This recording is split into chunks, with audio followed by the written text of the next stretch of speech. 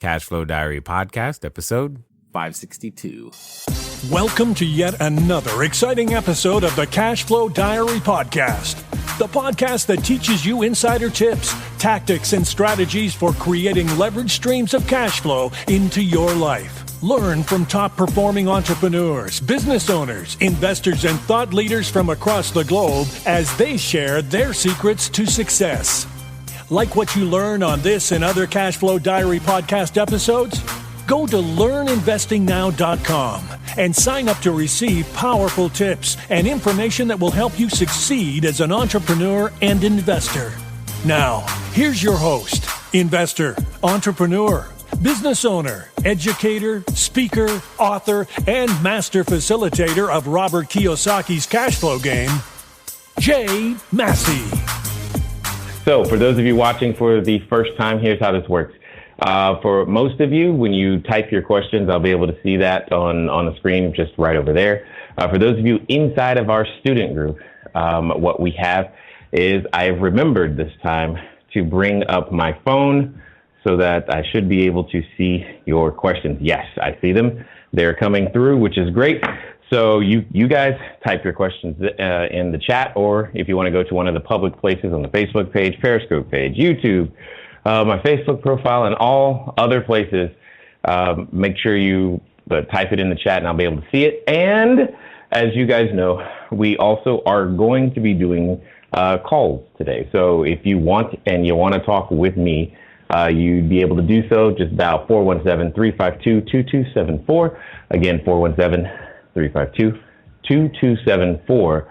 We'll get you on the line. We'll be able to hear each other. Everyone will be able to hear you, and we can get your questions answered that way as well. So nonetheless, as I said, the show must go on. But simply meaning that there was a number of things that wanted to get in the way today to make it very challenging for me to come here. But we're here. So looking forward to see who's that first caller. I'm going to start checking the chat in just a moment.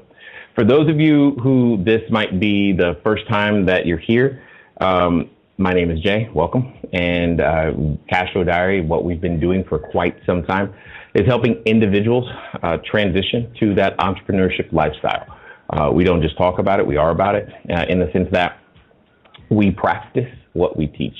So the strategy that we love to focus on is short-term rentals because, well, it's pretty awesome at the end of the day. And we want to make sure that what tends to happen for people is that they understand that as they're going through a process, they actually understand how to make that process their own, because you're trying to become something completely different than what you used to be, right? You're trying to learn a new skill set. And unfortunately, you can't always just learn it in a boot camp or in a weekend. And we know it takes follow-up and support and more time. So nonetheless, oh my goodness, there's a number of people who seem to be calling in right now, which is good. And I kind of like it. So we will definitely get to the phones as well. And I see a number of questions over here. I've got questions over there. Who's that? Matt says, howdy, Danny. No call today, technical difficulties. Yes. Danny, I can count on one hand the number of times in the years we've been doing this where we've not actually gone live. Anytime if there's ever been, a delay or something, it's mostly because of technical difficulties. But what's also interesting is when you think about the level of technology today, the fact that we can do this at all really, really helps and makes it easier for me to do what it is that I like to do, which is serve in this particular way. Got it. So we have a call, and I see who it is, and I think this is really, really funny because he has been trying to track me down all day. So let's go ahead and go to the phones and let's find out. Oh my gosh, I cannot believe I'm about to do this. I feel like I'm being set up or something. All right, Robert, what's going on? You're completely being set up. This is wonderful. I love it. This is actually a perfect opportunity to ask those questions. I think everyone is going to benefit from the answer. Oh, okay. We're going to talk about pricing. And it's funny because Megan answered the phone, and she started laughing when she heard it was me. She's like, "What are you calling him for? Does he even know you're calling?" I said, "Nope, but I've been trying to get him all day long, and this is the perfect opportunity to do it." So, well, it worked for my mom a couple of weeks ago too, so she did the same thing. no, that's wonderful. I love that. Yeah. Yep. It was awesome. Okay, so here's the deal, and I'll explain it all so that everyone else that's listening can benefit from the answer as well. Okay. We currently use two different pricing platforms. Right. One of them being Wheelhouse, that is tied directly to Airbnb, and then the rest of our pricing comes from PriceLabs, which is tied into Lodgify, and then pushes out from Lodgify to our website, as well as Booking.com with a markup, and soon we'll also be going to HomeAway because we're joining the beta test program of the Lodgify to HomeAway API integration, which will also then mean that same pricing will also be getting pushed to Expedia and Travelocity and Vrbo and all their other properties. So I say all that to say that my pricing in my brain is super convoluted now, because I want to make sure that I'm netting the amount of money that I can net across all of those. And the reason I word it like that is because I know from experience that I can.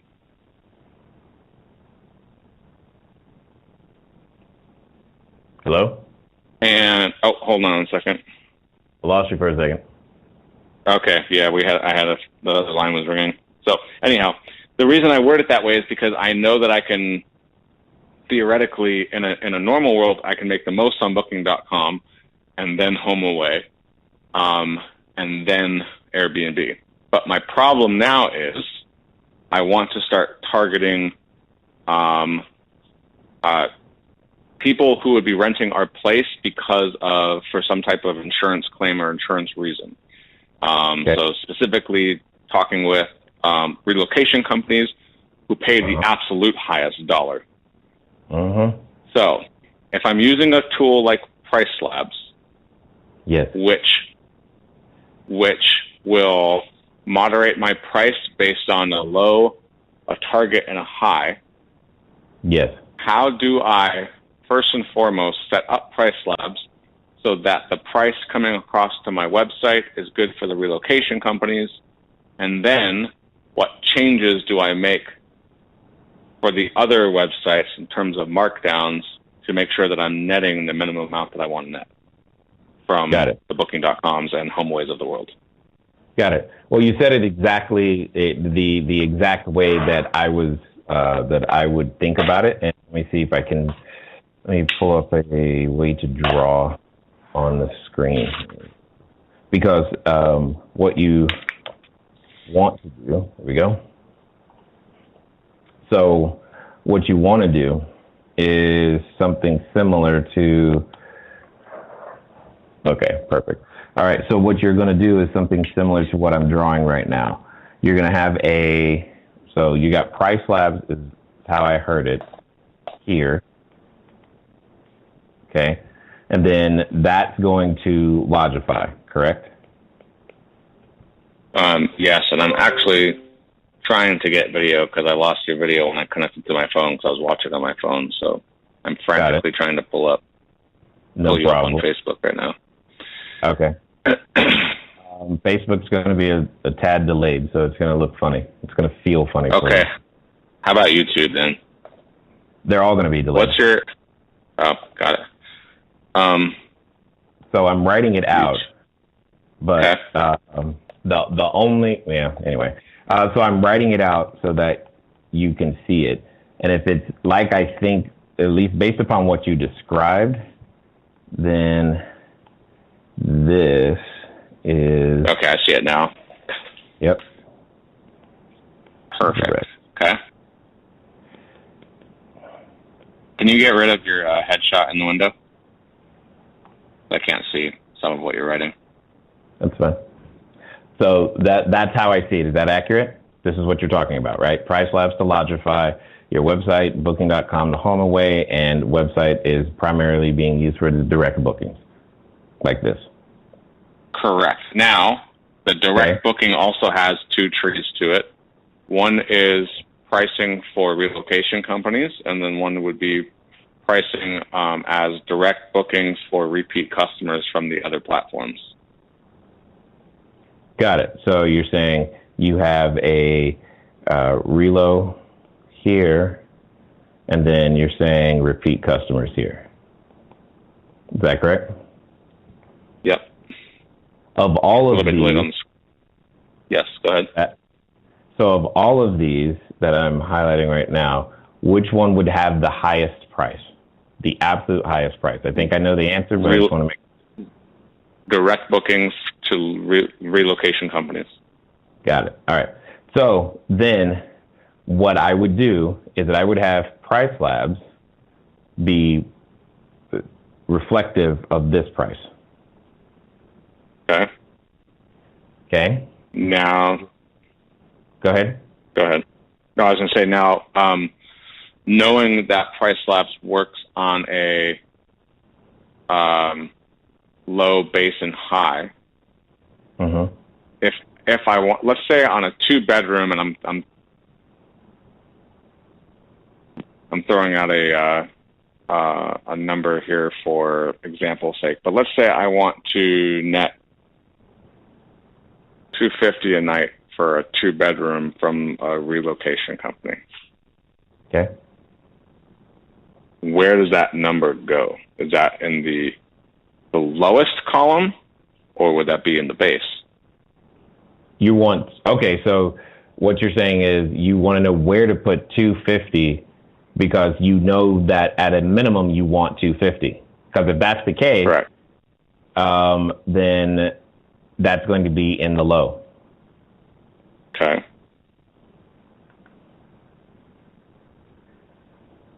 Now, I guess the next question is, do I even fill anything in for the base?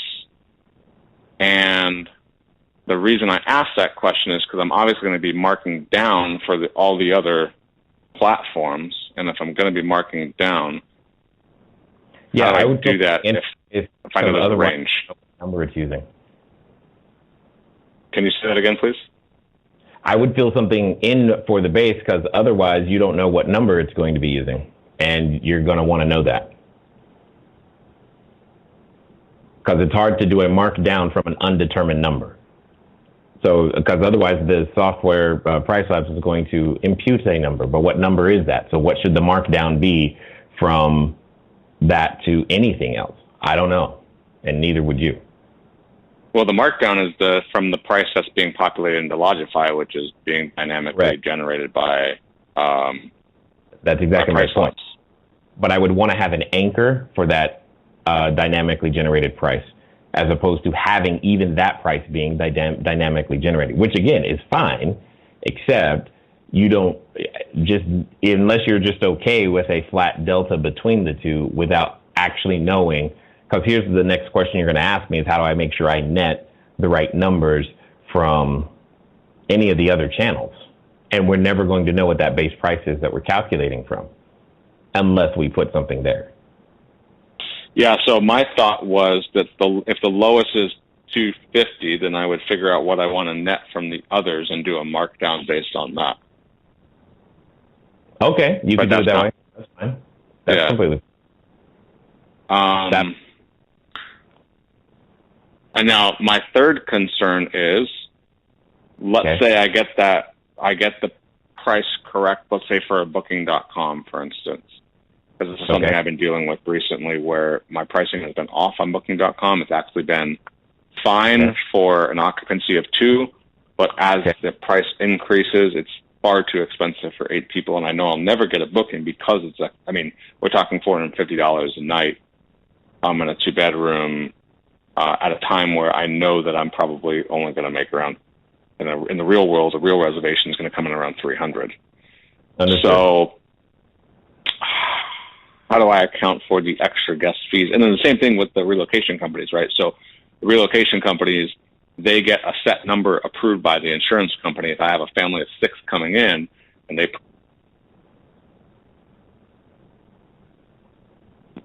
if I get so if I get like 5, 6 guests coming in from a relocation company, but now it's over budget, how do I actually mitigate that issue? Always. Okay. So in general, you're in this situation, in all situations like this, because of the way things are connected, price for your highest possible outcome. Okay. So that anchors, so that way when the customer does their random search, what's going to happen is that they're going to see the highest price. Now, if someone books at that, awesome, great, wonderful. However, that's not your intent. You don't actually want that to happen. What you want to have happen is every customer to feel special, unique, and you're going to accomplish this either by giving them their own personal discount code or adjusting your markups in this case, markdowns, in order to make sure that the natural price that they see is closer to what it is that you actually want to obtain. So instead of trying to have an extra person fee that gets added on, have it already be what it needs to be, because that's going to assist the adjuster the most, because they'll be able to just go to the website and get the number. And what'll be great is that you'll always be in a position to help the adjuster look good, because they'll be able to say, look, if you just go to his website here, but because we have done blah, blah, blah, blah, blah, this is what I was able to get, whatever that is. So price for the highest possible outcome, and then discount accordingly with because the functionality and Logify allows for the discount codes, etc. So would you say then it would be more advantageous to say list that bedroom then at say that 2-bedroom instead of $250, perhaps at $300, and then provide the relocation company contact with say like a 20% discount code or something like that? Absolutely, and it could also, because that will also help you begin to have some sort of rudimentary lead tracking as well, because that'll be interesting to see. Understood. All right. Well, I will implement and let you know in a couple weeks how it's turning out. No doubt. I appreciate that. Thanks for tracking me down and teaching everybody else how to track me down. That's so awesome. All right, guys. Talk to you later. Bye. Bye. Oh, my goodness. Okay, so see, if you've ever felt ignored, understand, he's one of my best friends, and this is the best. This is how he got me, all right? So I've been busy. Leave me alone. It's all good. Anyway, all right, so let's see. Eric says, I can hear you fine. Peter says, I'm glad the show is still on, but I certainly wouldn't have, I think is what you meant to say, held it against you if you had not today. I understand, Peter. Thank you. What is that? Jay Massey, is Hawaii out completely for nightly rentals? No, we have students there now. How much is this going to impact the economy in Hawaii?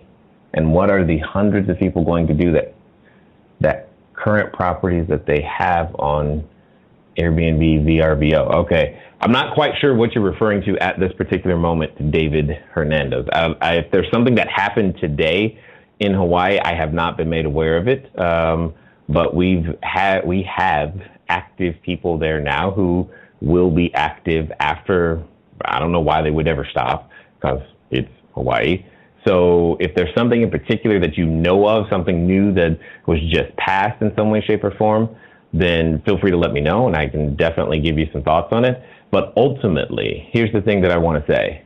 You, David, are desiring to be an entrepreneur. Entrepreneurs by default, by necessity, who we are the individuals who make decisions, even though the outcomes are 100% uncertain. Okay, the environment that every entrepreneur is playing in right now today is completely uncertain. And I don't really care what business it is.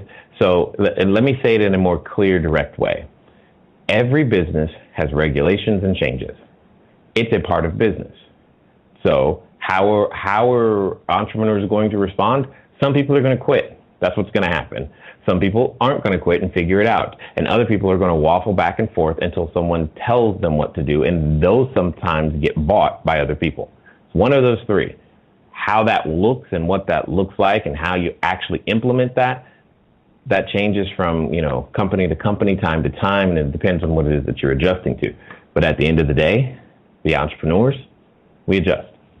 Ladero, Sheldon is operating in Hawaii. Yes, exactly. I couldn't remember. I was like, who is that person's name? I know there's more than Sheldon, but I know he's there. Tariq, how are you? Quick question. How do you price listings that require a minimum 30-day stay?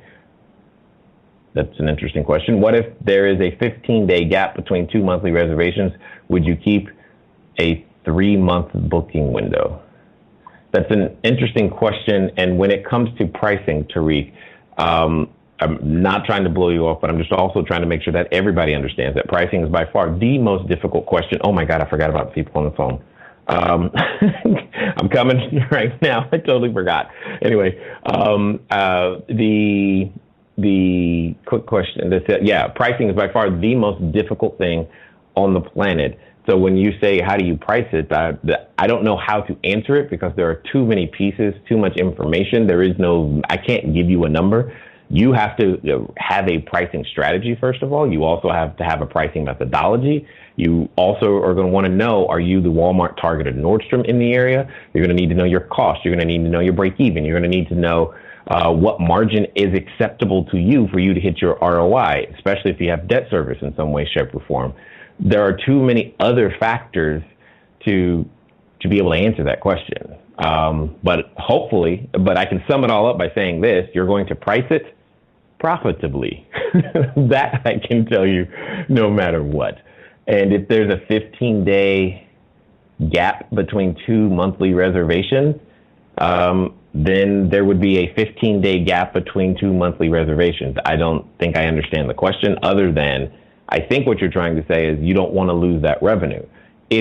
So then what that means is that you need to get really good at revenue management and calendar management to do your best to prevent that from happening. So that's really what it comes down to. Like, for example, a simple strategy would be to offer the person who's leaving extra days at a discount, and you could offer the person who's arriving extra days at a discount. That could help begin to cover some of that gap in some way, shape, or form.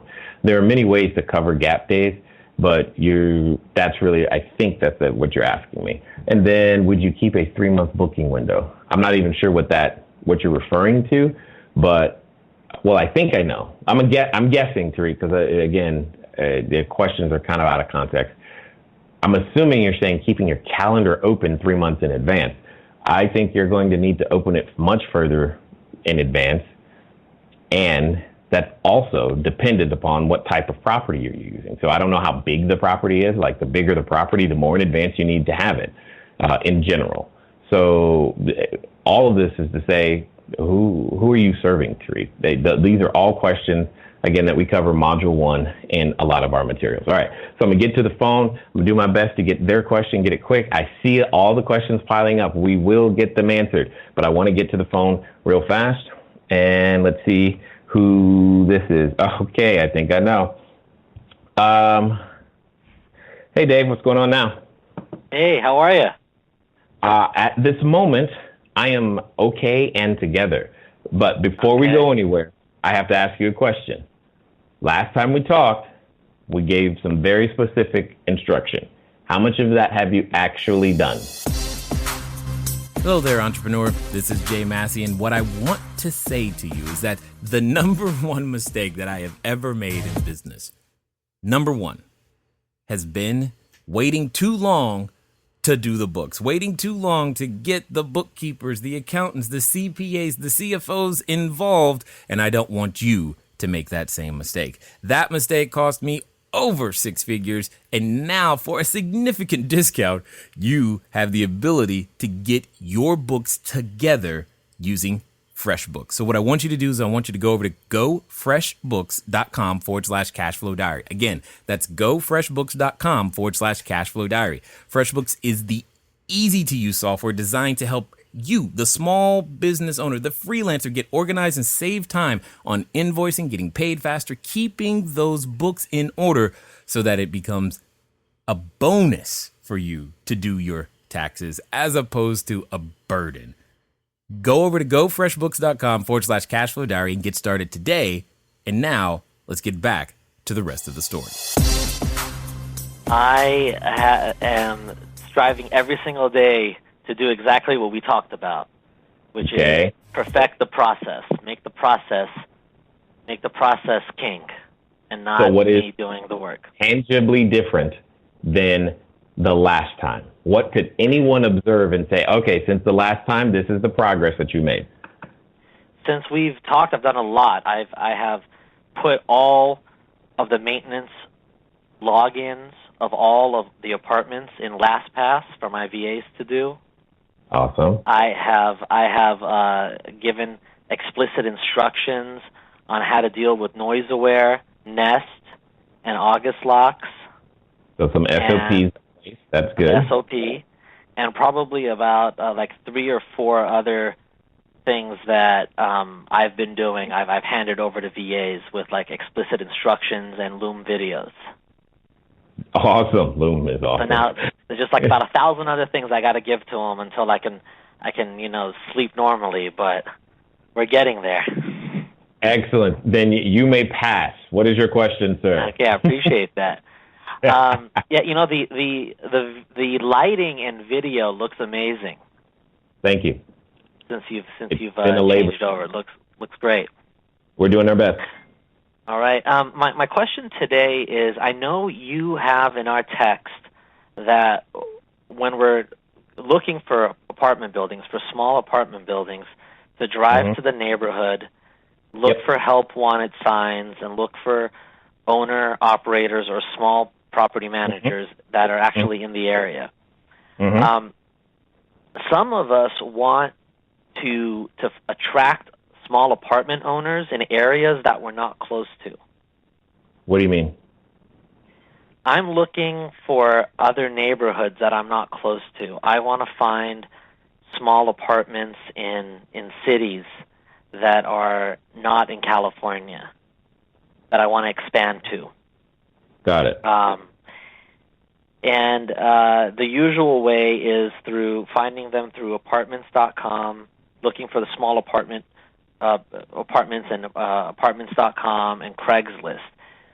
Do you have any like tips or tricks or information on attracting or finding people without actually like driving like the neighborhood? Got it. I see what you're after. All right, so I'll give you this one, and it will make you a ton of money if you use it. And for the rest of you, just tag along, catch up. Here we go. Are you familiar with LoopNet? Yes. All right, got it. So I'm not saying go on LoopNet and look at any of those properties. One of the basic things that I have always taught people to do is what happened? I'm trying to go on LoopNet. So when you go on LoopNet, one of the things that I am looking for myself isn't necessarily, we apologize, but the feature I'm just trying to access your homepage. Okay, so apparently their homepage is down right now. I was going to show you, but I guess I won't. Typically on LoopNet, what you do is if there's you sound like you know the geographic area that you're after, which is good. So then what I would do is that I take that particular geographic area, look it up on LoopNet, and now I'm looking not specifically for the apartment building that are listed on LoopNet, but I'm looking to see who is listing the type of apartment buildings that I'm actually after.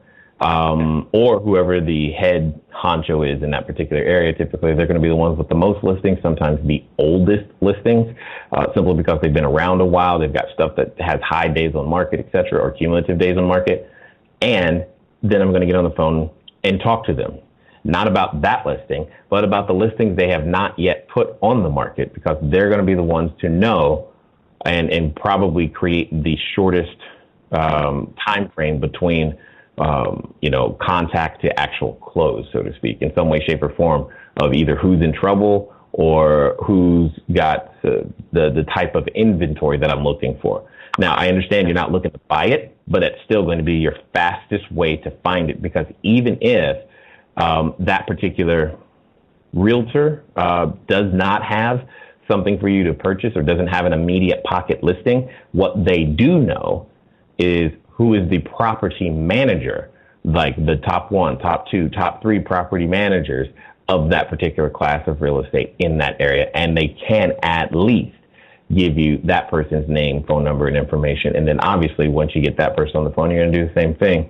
to find out which of their customers, their landlords, is having the issues that we can solve. Does that make sense? I see. Yeah. So, okay. Yeah. I appreciate that. Look at LoopNet to find. Yep. Just basically take it from there. I appreciate that. Yeah, but you're using LoopNet to find out who's at least somewhat decent at marketing, because the guy or gal that you're after who's going to have the information is someone who's decent at marketing. And if they're not even on LoopNet, they call themselves a commercial realtor, or if they're not even if they're not actively marketing, they're not in business. And you know this already. Yeah. So you want the person who's active. And because otherwise you then slant the information a little bit because you don't know the quality. It's a way of vetting the quality, quote unquote, of the information that you're actually going to get. Because if they're taking their business seriously enough to put dollars into the marketing that's actually effective instead of those silly shopping cart signs, then you'll know. Okay, I'm going to definitely work those leads. I appreciate it. Have you ever marketed to landlords? I try to avoid direct marketing at all costs because it's always proven to be more expensive and take too long. Okay. That's just, that doesn't mean it doesn't really work. Appreciate it. I mean, I don't like it. Okay.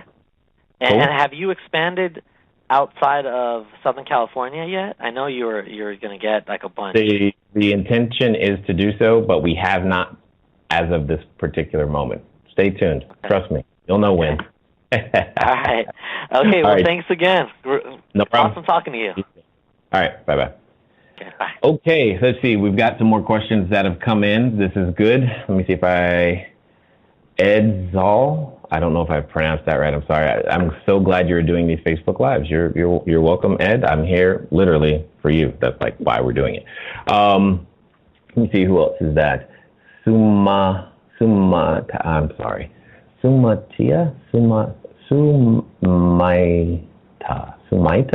Kabir. I tried, and if I messed it up, and if I said something totally foreign in your language, then please forgive me. How would you approach private money lenders to lend for short-term rental business without leverage? How would I approach a private money lender to lend without leverage? I literally don't understand. Lending is leverage. What do you mean? Please restate that question. Otherwise, my brain is going to explode because I have no clue what you're trying to ask me right there. How has your faith affected your business outlook? That's an interesting question, Ed. Ed, you're now becoming an interesting person to me. My faith is a major reason why I'm even in business. And just to keep it brief, but what it comes down to is that too much has been given, much will be demanded, much is expected. If you've been given any talent, I don't care how many talents, but if you've been given any talents, the expectation is that the least you would do is double it. And that's just the path that I've been on. I don't know how to be faithful without attempting to double it. It doesn't matter whether you succeed or not. What matters is that you attempt. What matters is that you believe you could. What matters is that you do something. And this is just a way of how I express that faith. I mean, just simply going live is an expression of that same faith that someone's going to watch beyond my mom, and that somebody's going to get inspired. Someone's going to actually pick themselves up and do something. All of that takes faith. Anyway, Marshall, what's up? Can you offer daily, nightly rentals between monthly rentals? I think what you're tagging on, Marshall, I'm guessing, is that if you're in a 30-day market, can you offer daily, nightly rentals between monthly rentals? Probably not. However, if you're not with some other minimum day restriction, I don't see why that would be a problem in any way, shape, or form. So, Ladero, what's up? Same here. I needed to offload a ton of the tasks that I do over daily to VAs. drowning in daily mini task projects that will benefit in the future, but not daily money making activities. Yes, and for all of you, this is absolutely something that you can get trapped into doing because they're small tasks that don't feel like they take up a lot of time. And indeed, they may not. They may not physically take a lot of time. But when you're doing 15 of them every day, and then you have another 15 of a completely different kind every day, that time adds up. And worse, it occupies your mental space. As the entrepreneur, the most important thing you've got to do is to understand what is the highest and best use of your time. You have a responsibility to those who you employ, to those who you serve, and you've got to make sure to protect that opportunity. And sometimes that means delegation. Well, often it means delegation. So make that happen. Awesome. I think I got those questions. So let me go over to the Facebook group now. We're going to get your guys' questions, and then I'm going to check the phone one more time and see what we've got going on there. Let me see. Steven says he likes the music. Awesome. Yes, I need to spit some cash flows. Nope. That would take something really special happening, Steven, for that to go down. Sounds like it. Let me see. Daylon, how are you? Long time no talk since Saturday. Orlando's regulations are super tight. Yep. And won't allow for non-owner occupied short-term rentals. Okay. Essentially, the owner has to be present and only 50% of the rooms available can be rented out. Okay. So this is getting interesting already. The regulations are a little more relaxed outside of Orlando's county, but they are further away from Disney and Universal. Any thoughts? Oh, okay. Got it. So Daylon, here's the situation. I have a very similar situation out here with Anaheim, and I just go right next door to the city, literally right next door. That's honestly, in my opinion, the best, easiest solution. Yes, it's a little bit further, and as that continues, that's just where the marketplace is. There's nothing. I mean, there's nothing you can do about it. There's nothing you can do about it. Understand that all entrepreneurs are playing, in theory, on that same level playing field. Now, that does give those owner-occupied individuals an advantage. It does give them that. And there's one other thing you could do, is you could build an entire owner-occupied business. What you would want to do, if you want to get more information on that, let me see, we have a podcast, Cashflow Diary. I'm trying to remember. Cashflow Diary podcast episode 320. Cashflow Diary podcast episode 320 with Sue Hoyela. I have probably messed up her name, but that is her entire business model, is working with owner-occupieds and creating space in their space for her to run and operate the business. So definitely connect with her. She could probably give you some more advice if you really, really think you have to be that close to Orlando. I don't think, or to Universal and Disney World. I think you can still do it sitting next door, because that's pretty much how we roll out here. All right. Hey, Rock, what's going on? What's up, Jeremy? Sean, what's going on? It says, Jay, how do you handle FOB to enter gated? FOBs. Got it. It's FOB, not FOP. That's why I was like, what is that? To enter gated community, as most apartments are gated. Well, management, let me put a lockbox on or near the gate. What if they don't allow that? Got it. Okay, Sean. So I happen to remember that I believe you were present this past Saturday when we were doing our initial training. We went over this, but I will repeat it really quickly.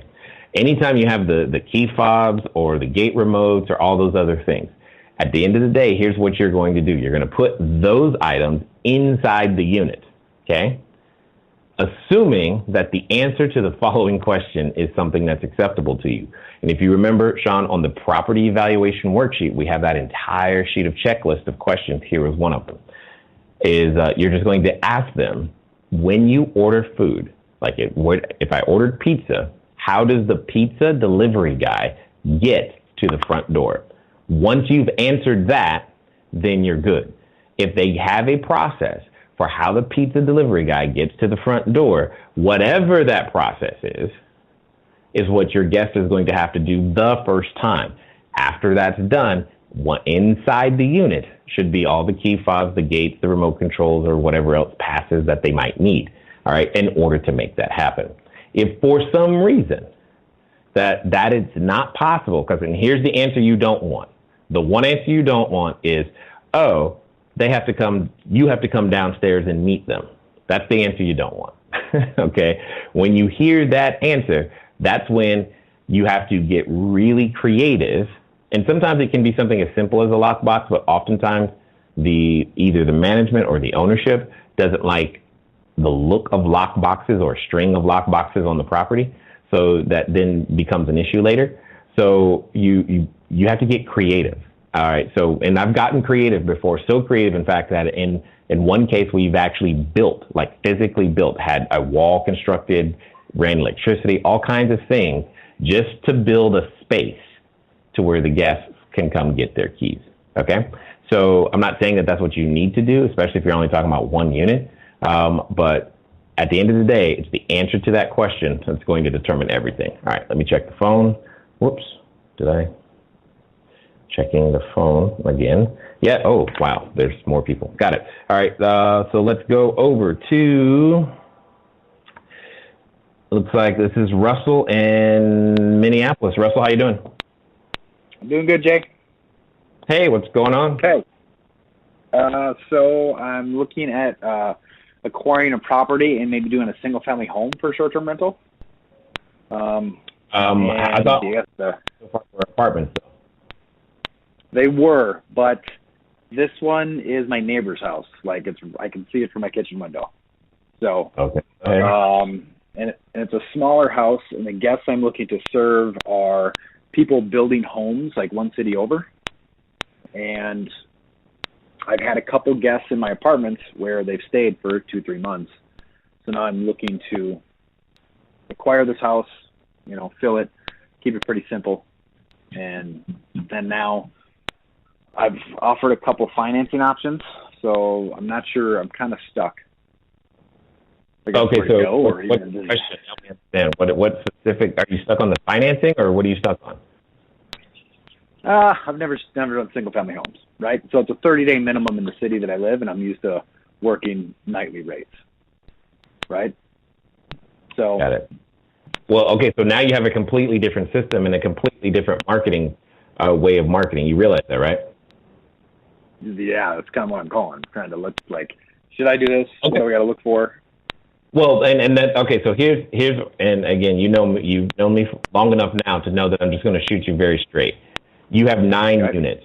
Right now, are those 9 units in a situation where they're operating 100% without you no more than minimal time from you, let's call it 30 to 90 minutes a day?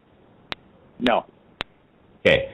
And if they were, would those 9 units be producing an income that would be sustainable enough for you to live on, for you and your new baby, I didn't forget, okay, and everybody else to live on? Yes or no? No. Okay, so because I don't want you to undergo the work of building a brand new marketing system for this one unit, I would stay closer to what you've already done until those 2 conditions that I just said. So let me rephrase. If you had said to me, hey, Jay, I'm making up numbers right now, but I've got 30 units, and these 30 units, they're operating pretty much on their own. It takes me maybe 30, 90 minutes a day. I'm pretty good at this moment. I've followed all the pieces. I've got everything implemented. I'm kind of bored. Maybe I'm looking at trying this for the first time. What do you think? My answer would be completely different, because the amount of emotional, mental, physical energy that it's going to take you to build something all for 1 unit of production, this is what I'm trying to stress here. 1 unit of production is going to be challenging for you. Here's the other situation in which I would be giving you a different answer. If it was your very first unit and you had no other obligations on your time from the other 9 units. So if this was your first unit and this is where you were starting, then that would also be fine, because you got to build something anyway. But do you understand where I'm coming from? Yeah, I got to perfect the systems more. The highest return on your time is to double down, literally, on what you've already done. Yeah. And that's what you should do, which means, yeah, this is an opportunity, and you need to I would let it go to somebody else. Even Now, if I kept it as a long-term rental. What's that? Even if an exit strategy was just keep it as a long-term rental. Well, you could, okay, sure. Now, if you're going to do that, then that's fine. That's close. That's very akin to what you do every day anyway. Yeah. I don't have a problem with that I'd love because that's not going to you're not going to be providing furniture. You're not going to be doing, you know what I'm saying? You're not doing something. Yeah. You're not building a whole new thing just for that. Okay. I get that. Got that. And then one more seed I want to plant, the idea I want to just revisit, not talk about now, but for you to start thinking about again, is going after stranded travelers. What do you mean? Like at the airport? Yeah. I guess marketing towards stranded travelers. Do you have the connections at an airline that could make that happen? I got one person, but I'm thinking I'm going to be flying out a couple weeks, so I'm thinking about going early to the airport and just going to customer service reps and picking brains and seeing, hey, how do you guys transfer? If you can get in there, it's a great idea. I like it. I mean, like if you can become some sort of preferred vendor in that regard, that's a great idea. My concern, though, is typically, like in that situation, the stranded traveler, that's going to happen at your, late at night or inclement weather, et cetera, in some way, shape, or form. In theory, you should already be occupied, right? Yeah, true. Yeah. So I don't know how much of a benefit you'll actually be to the airline when the majority of the time that you call them, you're going to be, yeah, I don't have anything for you. Like, how many times are you going to keep calling you so that you can only tell them, yeah, I don't have anything for you? And even if you did have something for them, you might be able to take, one, maybe two families at the most? They got an entire plane. Yeah. It'd be a random orphan day, too. So, and happen to fall on. Yeah, exactly. It'd be so hit and miss. I mean, that's worse odds than Vegas. Okay. So, I mean, try it, but that's what I'm thinking. Got it. Or better yet, try it, then go get a 50-unit building. All right. I like that idea, too. I don't want Melissa to kill me, so let's pretend that I didn't say that. Well, once the systems are in place, she won't kill you. She'll be like, that's a great idea, Jay. That's awesome. Oh, well, okay. That's way down the road. Way down the road. Yeah. Okay. Either way. You know what I was, right. But you get where I'm coming from. Yep. I got to perfect systems more before I start building out new marketing strategies. Okay, cool. No problem. Let me get to the next one. Was that it? That was it, right? That's it. Thank you. All right, cool, no problem. All right, Michael, you're up. Here we go. Let's see. Michael, I believe I got you. You're live. How are you doing, sir? You're in Denver? Hey, Jay. Yeah, I'm in Denver right now. Mike.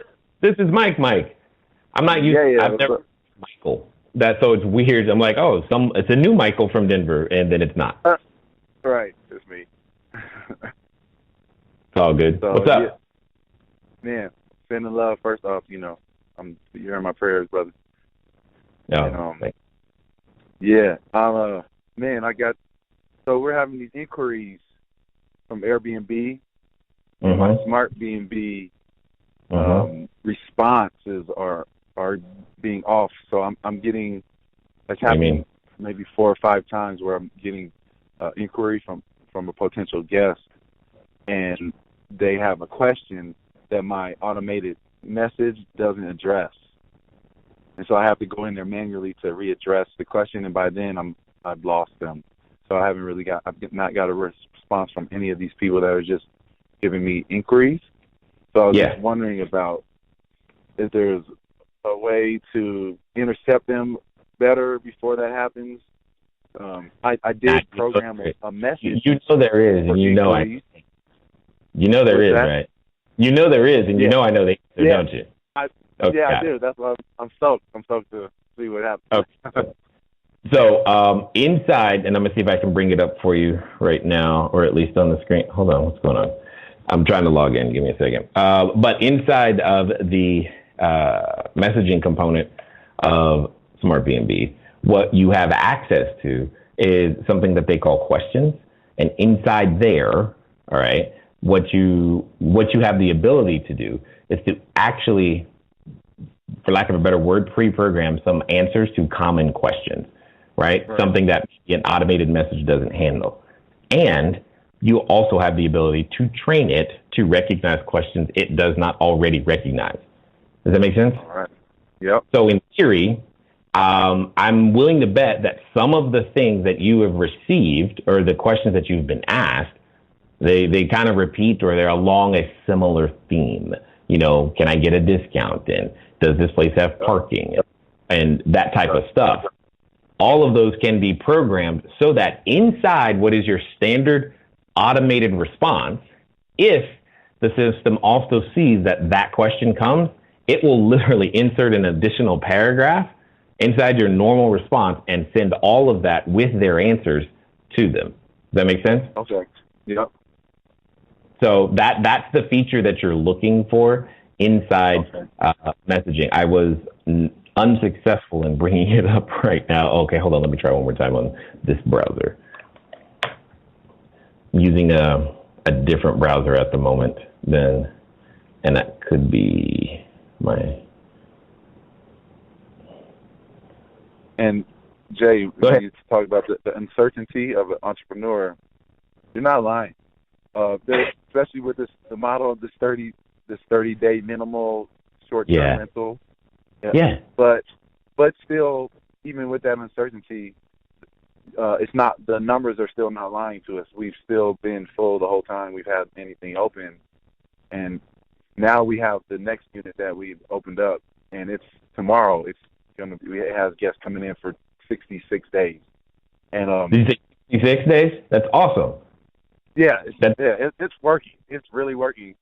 And my other challenge is with the what is it? The messaging on how. I'm forgetting. I'm spacing it out. Forgive me. That's okay. Take your time. Okay. I'm still on my iPad here.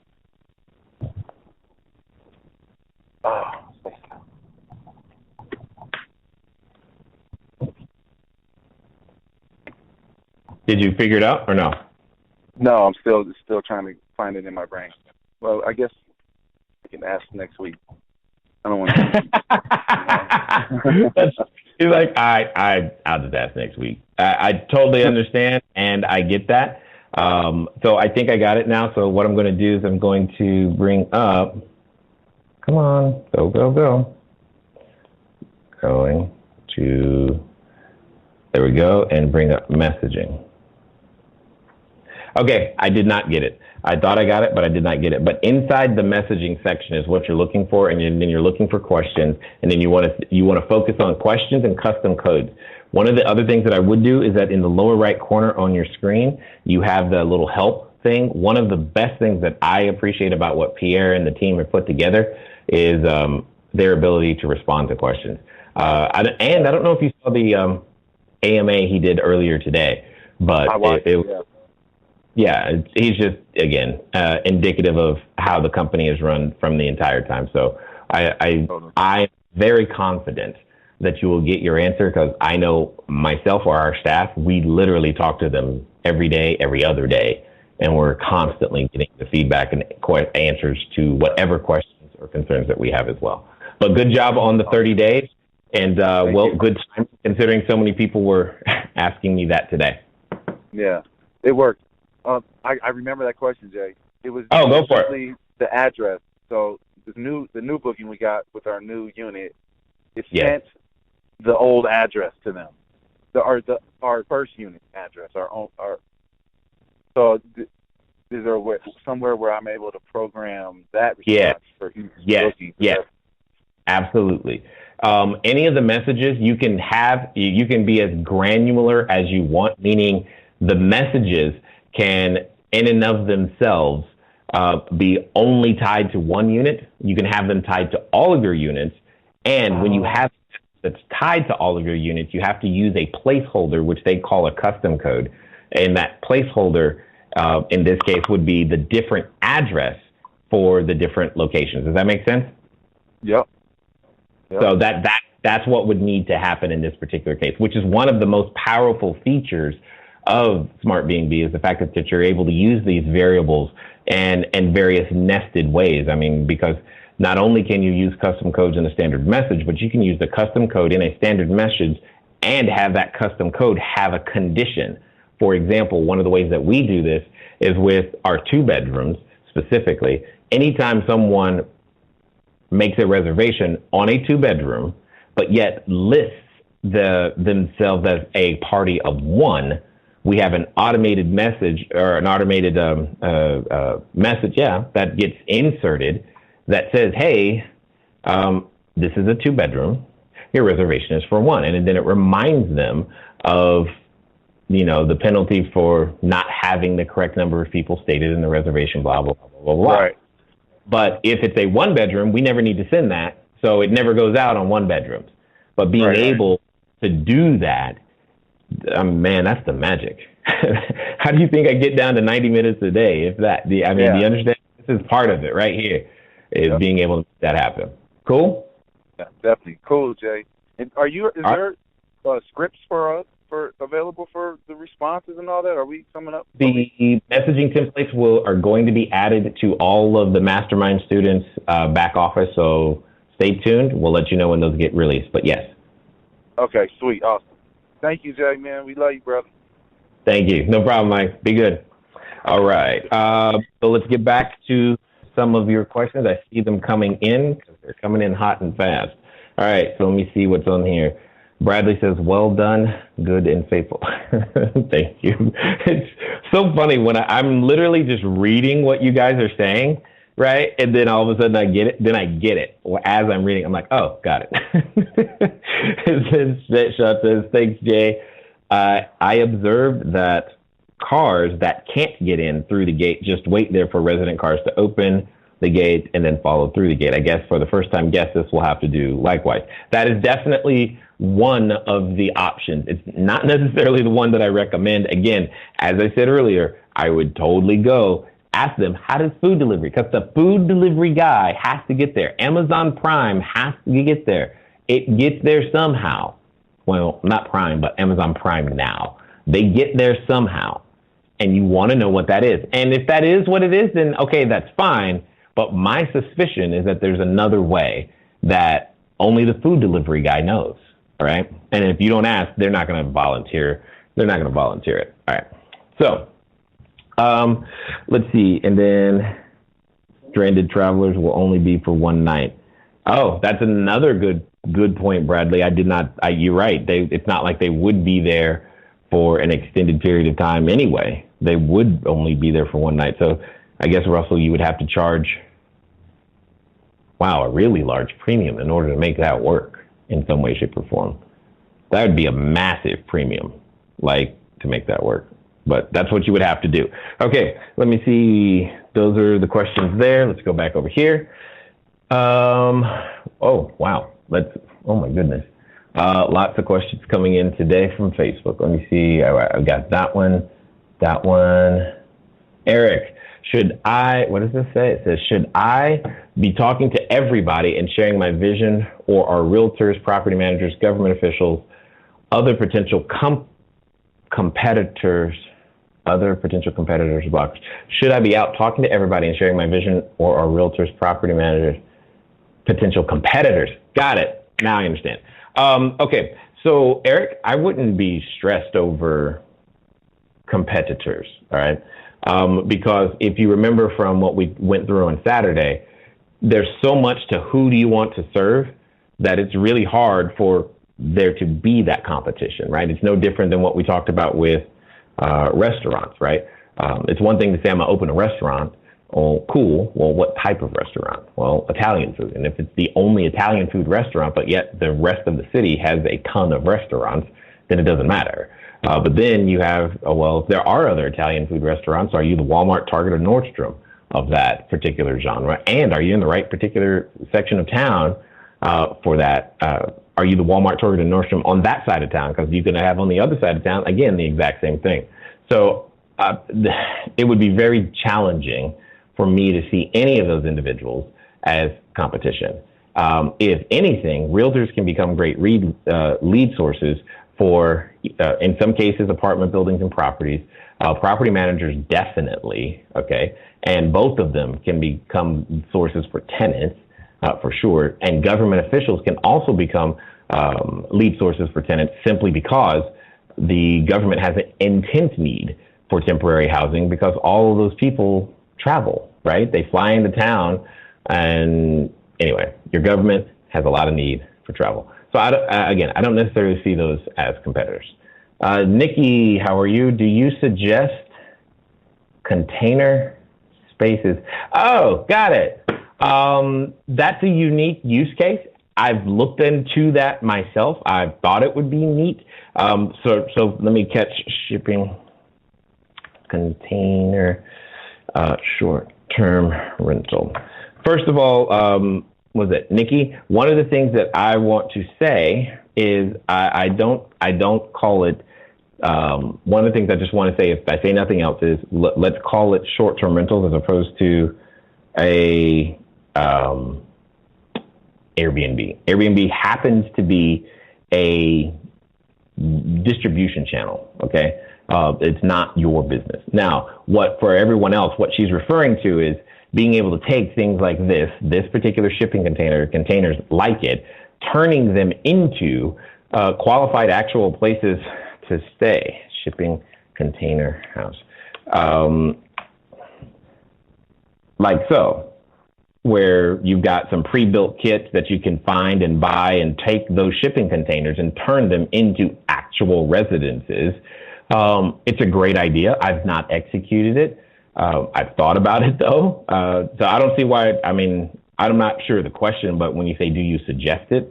If you are the person who wants to serve that customer who's looking for that experience, I don't see why not. I have no reason to say, don't do it, right? If that's something that you're interested in, Nikki, if that's what's going to get you specifically excited, fired up, and put you in a position to where you're willing to do what it takes to be the entrepreneur that's inside, the entrepreneur that's begging to come out, because that's where that question comes from.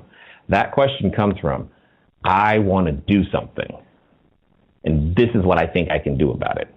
So the question is, Nikki, do you believe enough? Not do I believe enough, because I'm not going to be the one doing the work. I can help you with the systems. I can help you think through some things. So can all the students.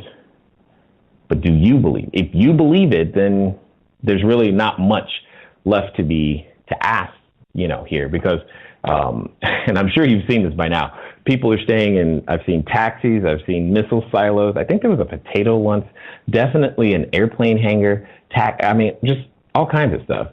So if you're going to create the experience, then let's go create the experience, make it happen, period. All right. Because there's something inside of you that's begging to come out. Let's see what we got. Jason Johnson. What does this say? Jason Johnson, where'd it go? Must be just rented out. Must be just rented out or timeshare on Airbnb over Labor Day weekend. Was curious if anyone in the group has taken this route, and can you make reservations even if you do not have the points? You would have to pay for them at a reduced rate. Got it. I think I understand where you're coming from, Jason. And Jason, long time no talk. How are you? And yes, it is possible, but there are extra concerns that you are already bringing up. If you're going to leverage remnant space or space with a larger organization to be able to rent out, the timeshares, et cetera, 100% possible, but it's way more complicated and a lot less automated simply because you have to manage the weeks and the times carefully, which means you got to do lots of calendar management. But again, not saying it can't be done, just saying there's more logistics, there's more moving pieces. Now, the good thing is you don't necessarily have to put up a cleaning crew. Your facility's maintenance is kind of taken care of. But on the opposite end, there are some interactions with the customer right? Because remember, if you put if they found your reservation or found your location, whatever platform they found you on, they're going to be reviewing you, and you have no control over what happens once they cross that threshold, right? So that could become problematic for your business long term. So just something to think about at the end of the day. All right. Whoa, good Lord, there's a lot of you today. I like it. Ladero, we have tried running a system like this, but running our current system of 20 units plus adding the timeshare aspect. Oh, this is perfect. So I guess he was paying attention. Thank you, Ladero, for catching this. And again, what he's saying the same thing. So feel free to catch up with Sue because she might be able to help you. Love from Boulder, Colorado. What's up? And E.B. Eblen, I'm not even sure how to say that. Jay, would you suggest doing more one-off Airbnb rental, more one-off short-term rental? For example, if you Google Treehouse Airbnb Georgia, I've heard the owner on a podcast and figured guests are staying for the experience. Yes. You're probably new around here, and that's cool. That's why you said that. Now I understand, because I was confused for a second. So let me talk to my real estate people for a second who think it's actually about the real estate. It's not. It's about the experience at the piece of real estate, period. So yes, if you want to do something exotic, and I tend to classify them in three different ways.